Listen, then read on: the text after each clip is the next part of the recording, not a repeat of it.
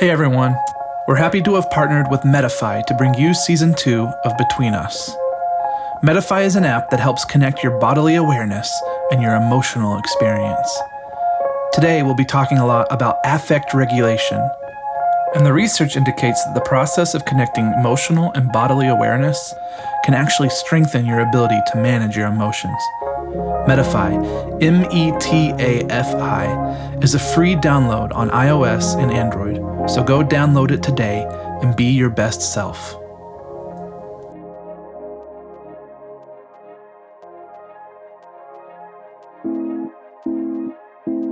You know, a lot of what was going into this record was fueled by my own sadness, my own loneliness, alcohol abuse. But I do think I did abuse the privilege of my friend alcohol. Yeah. You know, waking up. I don't know why I'm talking about this, though. You know, they used to have the show start, right? And have the singers and the players and the different parts of the show. Then the master of ceremonies would come out, you know, just before the finale and explain that after the finale, after the kids go home, they'd have the midnight ramble, right? And the songs would get a little bit juicier and the jokes would get a little funnier. The most interesting thing is probably the music. That's kind of the middle of the country, you know, right there. So bluegrass or country music, you know, if it comes down to that area and if it mixes there with rhythm and if it dances, then you've got a combination of all those different kinds of music. A melting pot. What's it called then? Rock and roll. This is Between Us. I'm John Totten. So I've been hearing this album for a long time. Yeah. But it's new to the world. Mm-hmm. I'm guessing that a lot of people have been surprised. This is a new direction for you. It seems that people have that reaction. I don't really know, to be honest. I think a lot of the times people are excited about it and they do say, oh, this doesn't sound like your old stuff. But I never quite know if that's a positive statement. But it's out there. People can hear it. If you know me, you might know that there has been a slight change in my mood since November. I don't know what it was about that month, but the slight gray of depression has been creeping in at the corners here and there. Not in a crushing way, but just enough to dull my experience. Now, I make no secrets of my depressive tendencies, and I've been aware of this for a long time now. And I know a good amount of stuff about what to do when it happens. The number one on the list for me? Listen to good music. As I take notes on our episode today, I'm home alone blasting Bobby Womack out of my speakers. I know that if I can get my head bobbing back and forth, I can get some good chemicals flowing. We're going to talk a lot about music today, because it is chemical, but it's not just about that. I believe that because of the music and the words, music actually has the ability to provide us with emotional stability. Jason Dodson is a musician here in Seattle. He's a friend, much like a lot of our guests, but he's also in a really great band called the Maldives. Their new album, Mad Lives, is a departure from their last few albums. You'll hear us talk about that. But we'll also talk about the therapeutic role that music plays in Jason's life and in others. Well, the first thing that I noticed about the new album is that it is slower and more atmospheric and creates kind of a world. Yeah. When we initially went into the studio with Randall Dunn, who produced it, we had talked a lot about movies, and we talked a lot about different directors and how those directors would create worlds unto themselves, like somebody like Jodorowsky and Fellini. We kind of designed each song to be its own world, and then to somehow fit all of those worlds into one larger world. So each individual one is strong. Each individual song is strong on its own, but as a whole, they create this one big cohesive whole. Would you call it a concept album? It is a concept record. What's the concept? It tells the story from start to finish of a guy that falls in love with the sun, and then the sun drops him into the sea, and then that person has to fight to survive because they've never been in the sea before. In that struggle, they keep staring at the sun to try to find the love that was once there, to try to find that person, and eventually go blind because they've stared at the sun for too long. That said, there's also like this kind of a twist. It's like where the person realizes that you find out that the person has created this mythological world to deal with a greater trauma, and they're actually just in a house that they set on fire. So when the lover left, the person set the house on fire and eventually was just staring into the flames until they go blind. So they're rescued at the end of the story, and then only to find out that they can't see anymore. It feels lonely. Were you lonely when you were writing it? I wasn't necessarily lonely. I was going through some very difficult times just emotionally with me. It's like I've always been super sensitive to just, I guess, changes. And I mean, the breakup that I was going through at the time, I mean, I immediately jumped back into another relationship. And so was I lonely? No, so I was with somebody. The two aren't mutually exclusive, are they? No, that's yeah. I mean, I was. I mean, I was with somebody that we still care about each other, but there was no future there. We were both lonely people trying to figure something out. Keeping each other company. Exactly. That said, it was some dark times. And I say dark because it felt dark. You know, I look back on it now, and it feels so far removed from where I feel so far removed from where I once was. Affect regulation. That's a fancy phrase that you're hearing a lot on this season. Another way of describing this process might be to just call it managing your emotions. As babies, this is a process for us of co-regulation.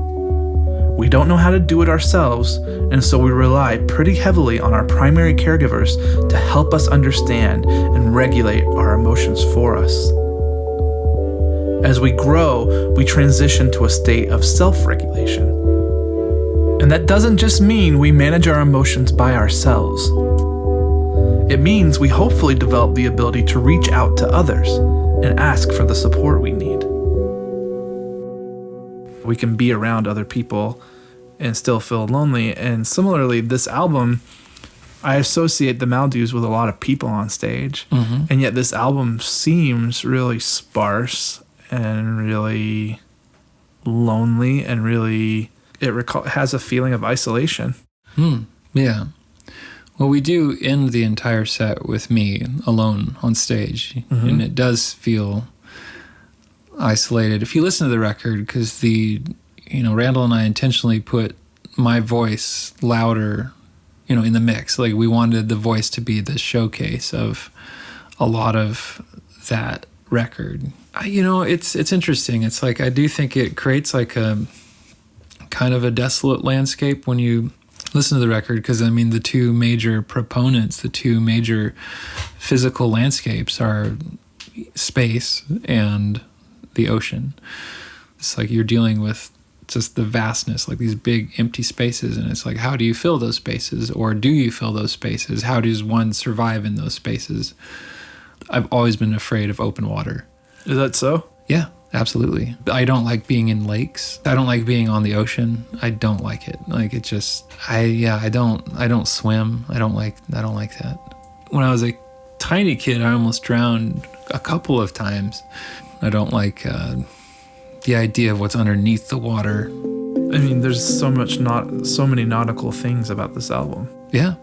Part of what I enjoy as an artist is to take myself obviously not physically to places I wouldn't want to go to, but I try to do that, emotionally, and also just, I try to take myself to those places artistically and imaginatively. I'd rather confront something in my brain than do it in real life. So the water in the album, it represents being plunged into the thing that you might fear the most. Yeah, absolutely. And in an isolated kind of way. Mm-hmm. Not having any help. No. Was writing this a therapeutic process for you? Absolutely.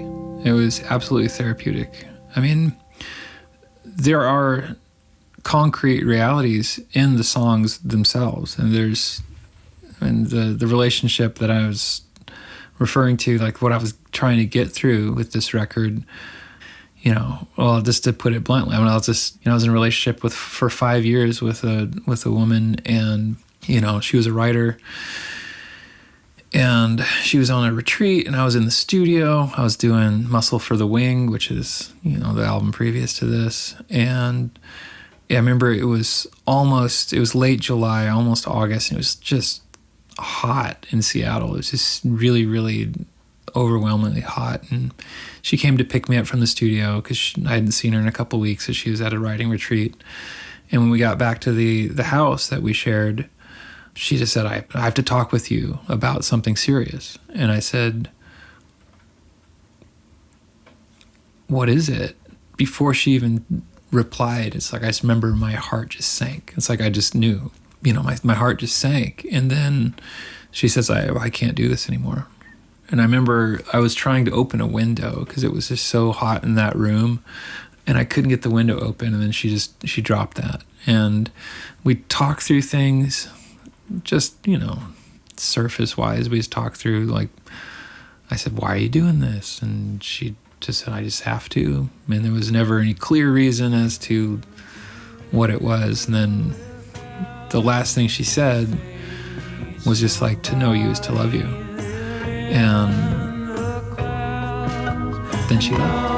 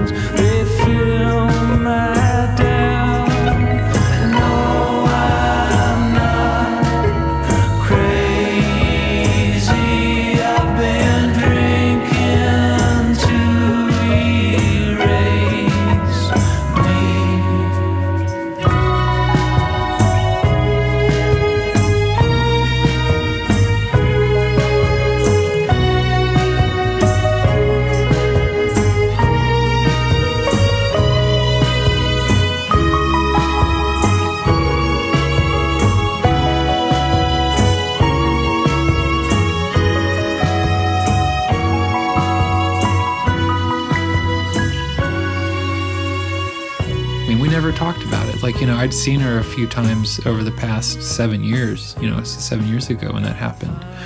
I've seen her some, but we've never actually talked through our stuff. And she won't do it. I've asked her to, and she just won't talk with me about what it was that she was going through and, why we went through that breakup. The lack of closure. Yeah. It seems, I think about the character staring back up at the sun, trying to figure out what the hell just happened. Yeah. And that's what it is. I mean, that's what I was. And so you were left, and I don't mean to keep hammering the metaphors, but you were left treading water. Yeah. Trying to figure things out. Yeah. It was a long time ago when I was first studying this affect regulation stuff that I started to wonder, is that only happening with people I actually know? Is it possible for us to find regulation in relationships with art and those artists? I found my answer in 2011 when I went through a crushing breakup. I wrote about it in an article for The Other Journal, saying that my friends weren't that great at cheering me up when it happened. Happy little euphemisms about the quantity of fish in the sea fell on my deaf ears. On the verge of what seemed like a lost relationship, I thought that the rare Seattle sun would improve my disposition. I was wrong. A lot of times in my own relationships, it's like I always see myself, I imagine myself as like a dog, like a dog that you're so devoted to, your master, you're devoted to your owner, whatever. I remember feeling after this breakup, I felt like a masterless dog. I had everything figured out. Like it was, comfort. I was getting to a point where I was closer to understanding what it is that I wanted in a relationship. And it just wasn't, it wasn't quick enough. It wasn't soon enough for my ex-girlfriend. But that said, I had to put myself in an imaginative place. I had to put myself in a position like where I was creating the answers to the questions I had, I couldn't not do that. As a songwriter, it's like, that's what I do. That's what we do. It's like we create things out of, just really boring situations, or some may say that we overcompensate for what reality lacks, or sometimes we'll dramatize. Fill in the spaces. Exactly. Or we'll see the color, what other people see as black and white, we see as like extreme, like neon colors, just being overly sensitive to things and just trying to relate that to the rest of your audience. But I don't know if this would fall into the category of being overly sensitive. I agree. It's dramatic, though. I mean, it's definitely like it's drama, because that's the element of cinema. Following my crushing breakup in 2011 and my quest to feel better, I eventually found my answer in Steely Dan, specifically the song Any Major Dude Will Tell You. I wrote back then, is it possible that listening to a digital facsimile of music recorded 8 years before my birth by someone I've never met could trigger a self-regulation of affect?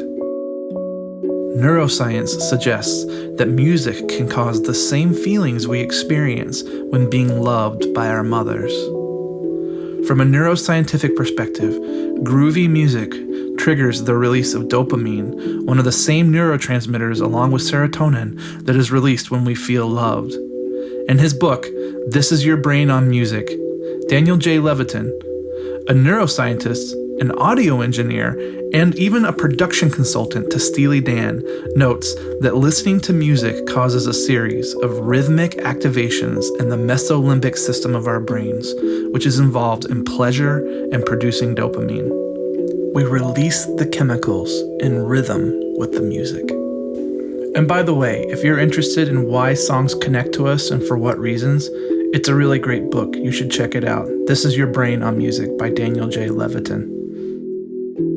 I went to film school to become a filmmaker, and I graduated, and then I became a musician. That's kind of the story that Randall Dunn was telling too. It's like, so he and I were talking about just movies the whole time because that's what we know. I mean, that's what we went to school for. And then we both became musicians, and then we cranked this thing out, which is, some people say it's cinematic, and I agree. That's like a good compliment to me.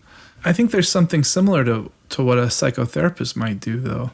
Taking the thing that is internal and speaking it into an external space, and organizing it into an understandable narrative with characters that we can interpret and plots that we can try and understand more. That for us to take what is inside us and make it outside us helps us look at it and observe it and understand it. And you're much better at this than I am. I've never been good at describing process. When I'm involved in process, it's like I'm just there and I just do it. And that's kind of how I do most things. I'm just like, if I'm in this moment, this is my moment. And I just try to do that. It was 2011. I was crushed. I was walking around Seattle, pushing back the tears from underneath my sunglasses, when I found the song by Steely Dan on my iPod, any major dude will tell you. As Donald Fagen of Steely Dan sang the words, any major dude with half a heart surely will tell you, my friend, any minor world that breaks apart falls together again. When the demon is at your door, in the morning he won't be there no more. Any major dude will tell you. I started to feel a sense of hope, like things would be okay. Is this any different than the times my dad picked me up and patted me on my back after a knee scrape and told me things would be okay? I don't know. In response to that, who are the artists or musicians or writers or that you see yourself following the tradition of? I mean, when we were doing the record, we were name dropping like Leonard Cohen, Death of a Ladies' Man. We were name dropping Arthur Russell. We were name dropping George Harrison, like All Things Must Pass, which I do think the album, it does feel lonely to me too. I still enjoy listening to it. Like a lot of the other stuff that I've done, I listen to it and I immediately place it in the past. This one still is, I've been sitting on it for 3 years and it still seems relevant to me. I don't feel like the same person anymore, so it's always difficult to perform the songs live because I have to connect to them. But in connecting to the songs, I'm connecting to the person I once was. It always reminds me of like a vanity mirror. We look at, go to the hotel or whatever, and there's like the big mirror in the bathroom, and then there's like a smaller round mirror that's, if you hold it up to your face, you see like all the pores and just grease and whatever garbage is on your face, the imperfections. But I always think about when you're performing a song that meant so much to you years ago, and that was really reflective of something that you once were, that in order to connect to it again, you have to look through the vanity mirror. You can't just look at the mirror and see yourself, because then you're out of the picture. It's like you're just flat. You have to look into that fucking vanity mirror and see every part of you that you don't want to see. Some of the songs are a lot of fun to play, but in order to connect to it, in order to have something to give to the audience, it's like I always feel like I have to look into that vanity mirror and just put myself back in that place where I once was. How are you different now? Much happier. It's like I definitely don't feel lonely. I don't feel like, I don't feel lonely. I don't feel, that's not true. I mean, there's always an element of loneliness to, I think, a lot of just the human condition. It's like what we are as people. I talk to my own therapist about this stuff too, but it's like I always talk about dissociative disorder, which, I have tendencies to do that. It's like, it's like instead of letting myself like feel in the moment, I'll remove myself. I can look at my hands and it doesn't feel like they're my hands. I can see like, through myself, which is helpful in times, but other times it's becomes kind of crutchy. And that's another theme I think that cycles throughout Mad Lives is disassociation. It's like somebody that's literally, they created this fantastical world in order to disassociate themselves from the reality of a burning house. Of trauma. Yeah. So when did you seek out therapy? Was it after the relationship ended? I had, even through college, I'd tried therapy. I mean, I had really bad anxiety issues. My eyebrows started going white. From stress? From stress. Wow. It was never because of work. It was never because of schoolwork or things I had to do. It was always because of relationships. And so the relationships were the ones that caused the most stress. Relationships thinking like, am I doing the right thing? In other words, I'd be in a relationship with somebody and I'd get so overwhelmed with the idea of choice that I couldn't ever accept my own choices. The idea that you had your own choice or agency was difficult for you. It caused stress. Yes, because I always wanted to know that I was making the right choice. And so in other words, like when I was with somebody, it was never a matter of like, oh yeah, this is awesome, I fucking enjoy this. It was always a matter of like, I can't enjoy this because am I in the right thing? Am I doing the right thing? And it would take I would take years to get over that kind of paralyzing fear. That makes me think of the masterless puppy. Yeah. The puppy that wants the guidance. It sounds like what you were hoping to say is just give me some direction. Don't leave me out here in the ocean with all these choices. Possibly. When I first started going to a therapist was because, I started having really overwhelming panic attacks, which were usually caused by a relationship I was in. And then as soon as I would end the relationship, panic attacks would be gone. I ended up having to go to therapy because I wanted to know what was causing this. I wanted to know how to deal with it. And most therapists said, okay, well, you're going to have panic attacks. You're going to have anxieties. What you need to learn to do then is to understand how to deal with it. My therapist now, we actually get into underlying reasons of why I freeze up if I have a confrontation with my girlfriend. Why is it that I want to immediately remove myself from the situation? Basically, I want to intellectualize it instead of emotionally responding to it. Well, it seems related to Mad Lives. Yeah. That the idea of burning up and getting hurt or killed is too scary, and so to remove yourself feels safer. Yeah. Yeah.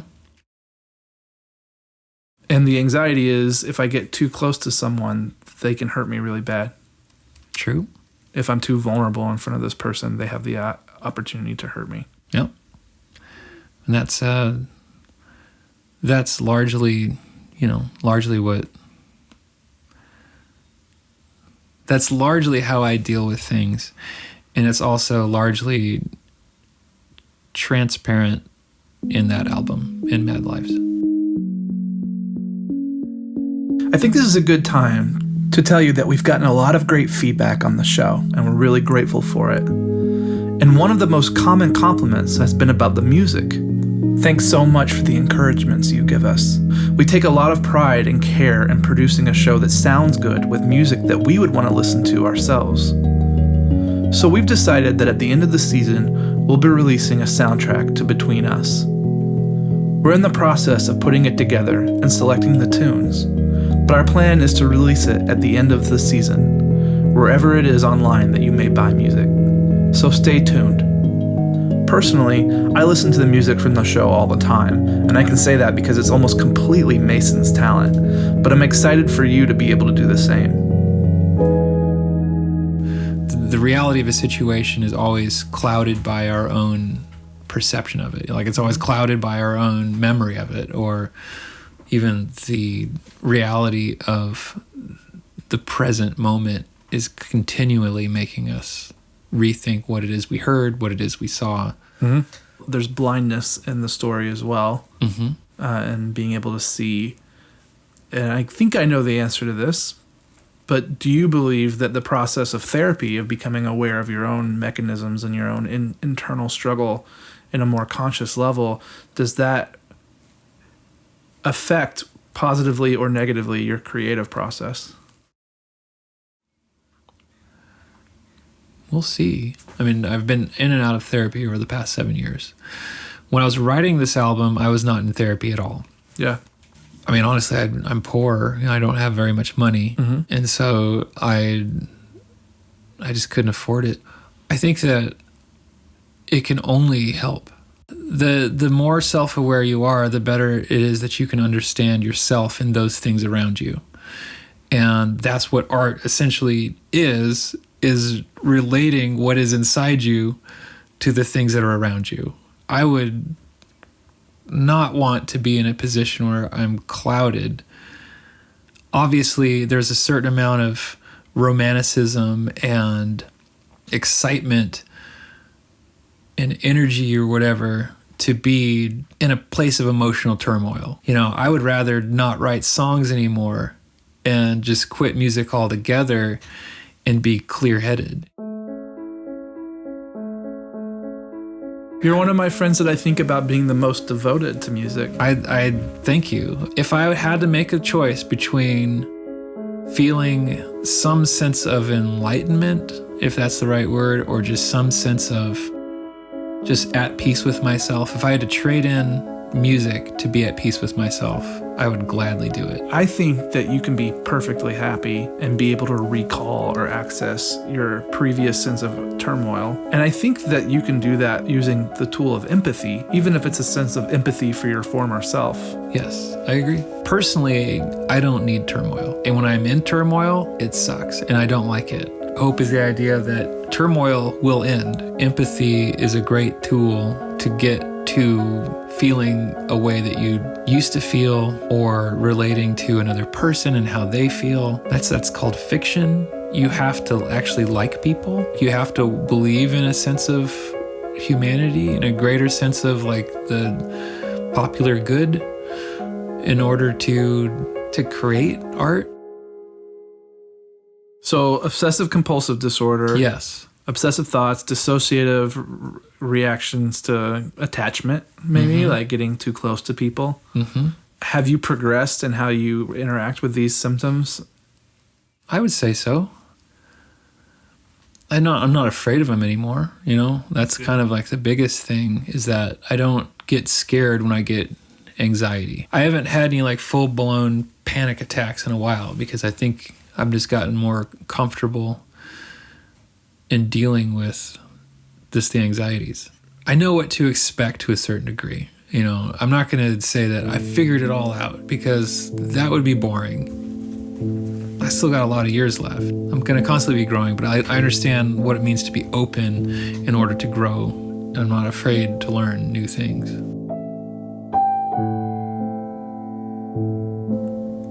Simply put, we are comforted by singing and being sung to, just as a mother might sing lullabies to her rocking baby. I think this is precisely the kind of process religious worship is steeped in. When we hear that we shall overcome, we feel a sense that it is true. And the great songwriters know this. Another song that comes to mind is Bridge Over Troubled Water, when we hear Simon and Garfunkel sing, "When evenings fall so hard, I will comfort you." It's not that these are simply messages of hope. They are speaking to us. We even think thoughts like that. This song really speaks to me. And it's not only a process of letting others speak to us. I think it can be a process of speaking to ourselves. This is what happened in Jason's case. He externalized a certain self-state, one that was traumatized and shattered, which became the character in his album. In this sense, they were able to dial in on each other, to study each other, and to understand each other. It is for this reason that when a client expresses creative or imaginative tendencies, I strongly encourage them to run with those tendencies. There is an aspect of attunement for us to hear an artist express feelings that seem congruent to our own and yet steer us in a more optimal direction, even if that artist is ourself. To hear them say, "I know things are bad, but they're going to get better." Just as an orchestra might tune its strings and its mouthpieces to the piano, when we witness the emotional place we want to be in, we zero in on it. What are the songs that tune you up? I'm interested in hearing about them. Find us on social media and let us know. I need a new playlist for the next 4 years. What are the things that you want people to know about this album, or do you want them to know very little about it? I want them to hear it. You know, That's the bottom line. I want people to listen to the record. I would love to hear what they have to say about it, negative or positive, even though I do internalize the negative comments. And I think that's the internet too. You know, the internet works similarly. It's like when some guy or gal just says, "Hey, this guy's an amateur." And, you know, obviously it's like, do we need that kind of validation? No. Like, who cares really? Because that's not what the music's about. We got a direct message from somebody saying that they had listened to the record and they were going through a tough time and it was really helping them out. So to hear that That has to be more important, That right? is absolutely more important. And I always have to remind myself that there's people out there that don't like the Beatles. There's people out there that think the Rolling Stones are terrible. Everybody's entitled to their own opinion. And on the internet, people seem to be more entitled to share that opinion. Yeah. I think so much music today is afraid to feel things. They want things to create movement, but without having a sense of place. I would say sincere is another word that comes to mind Yeah. when I think of this album. Yeah. The dreaded sincerity of Well, it's almost passé, right? Yeah, it is. But the fact that you're having people respond to you in an interpersonal fashion, yeah, well, yeah, that seems more important than any of the other things. absolutely. And that's what that's the biggest compliment that I've could receive, is that I actually connected with somebody. And so your therapeutic process has become therapeutic for someone else. There you go. Yep. Thanks, Jason. Yeah, you're welcome. This has been Between Us. Our thanks to Jason Dodson. His band, the Maldives, has a new record called Mad Lives. You can go and buy it where you buy music. It's really good. We'd also like to thank our partners for Season 2, Medify. Medify is an app that encourages affect regulation through awareness. METAFI. It's a free download, so go get it today. Between Us is produced by myself and Mason Neely, who also composed our music. We also featured music by the Maldives. Stay tuned for our own musical release, the original soundtrack to this show. Find us on Facebook, Twitter, and Instagram for more details. If you like the show, maybe leave us a review on iTunes. And until next time, take care.